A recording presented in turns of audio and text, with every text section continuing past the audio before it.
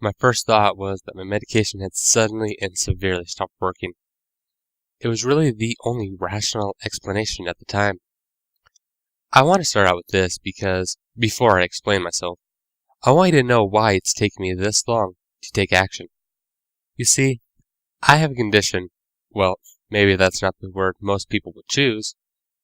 I suppose most people would say that I'm batshit insane. And, well, to tell you the truth, I can't blame them. But that's really not fair. When I'm on my medication, I'm pretty much normal. Eccentric, yes, but nothing to worry about. It's taken me years to get this far. A multitude of failed prescription cocktails and over a dozen institutions. But what I tell you next is true, is real, and most importantly, urgent. I know that knowledge of my past will work against me, but please try to look past that and see me for who I am now. Do I sound mad? Do I sound irrational? Ask yourself these things as you listen, and ask yourself what you would have done. It occurred roughly 8 months ago. I worked the graveyard shift at a 7-Eleven. Unfortunately, with my sort of past, it's one of the only jobs available. But it's an honest living, and it gets the bills paid. But I digress. Where I work is in Chicago. One of the benefits of living in the city is that I'm walking distance from my apartment. So there's really no need for a car. As I was walking home, my cell phone went off. I remember thinking it was strange since it was a little after 4 in the morning. But I wasn't too alarmed. My friends and family know I work the graveyard shift, so there's a good chance it was someone I know being polite and not interrupting my sleep during the day.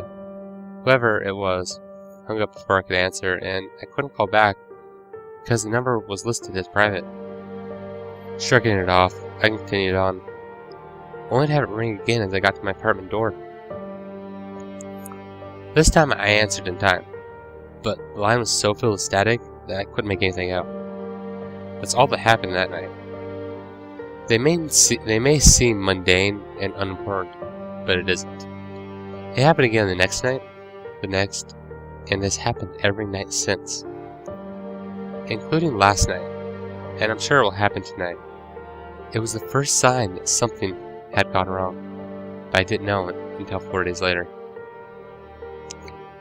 I had assumed that someone was just prank phone calling me every night, but when I went to see my sister that weekend, I found my second sign. My sister lives in the suburbs, has been happily married for the last 8 years, and has a 3-year-old son named Francis. It's become something of a tradition that I take a taxi over to her place for dinner once or twice a month. So my showing up on a weekend unannounced shouldn't have been a surprise. But when I got to her house, it was empty.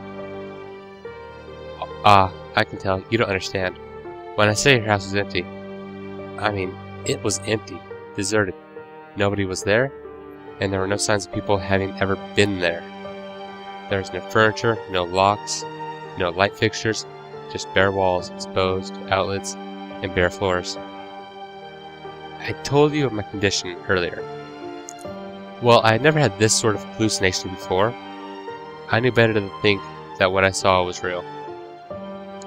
An entire family just disappearing in the middle of suburbia doesn't make sense. So the logical thought was that they hadn't disappeared. I just wasn't seeing reality as it was. I called another taxi, went home, and called my psychiatrist. 3 days and innumerable blood tests later, it was declared that my medication was still at full strength in my bloodstream, and that perhaps I had dreamed the whole thing. It was worth noting that at this point, I had tried calling my sister several times and only received a wrong number message. With no immediate options available, I decided to take a friend to see my sister's house. If nothing else, I would at least have someone confirm that it was empty. I should note again that this started with receiving phone calls. The day I decided to enlist the help of a friend, the number of calls doubled. I don't have many friends, and other friends I do have There aren't many who are aware of my condition, so I didn't have many options to choose from. I eventually decided on Lisa. She knew the most about my past, the most about my problem, and I knew I could trust her not to judge. When I called her, she told me that I was dumb to have waited that long to call her and to get my ass over there so my life could get back to normal. God, I miss Lisa. She was always so good to me. I headed over to her place that evening, only to discover it was empty as well. Since then, everyone I know has disappeared, one by one, and the damn phone calls have continued to plague me. I threw away my cell phone months ago, but to no avail. Payphones ring as I pass. I find cell phones in my pockets. The type always varies, but the end is always the same: ringing. The world continues on though, even though every last house I come to looks as if it's never seen a living soul. When I pass the street vendor's empty shop, I can still pick up a paper with today's date and a new story. And that's why I'm writing this. If the world can still talk to me, then maybe I can still talk to it. Maybe I can still send out a message. And it is a very important message. You see, I don't care so much about the loneliness. I don't even care that much about the prospect of never seeing another living creature again. I care about warning the outside world. Reading the papers has become an obsession of mine, and I've come to realize something. It isn't the world that's disappeared. It's me.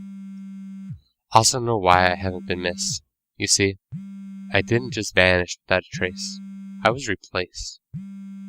I don't know what it was that replaced me, but it doesn't have good intentions.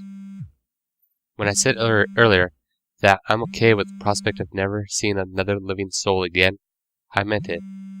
But every time I open up one of my cell phones, I'm greeted by an image of my hand clutching a knife and a slit throat. It's been roughly 8 months, and I've seen thousands of cell phones.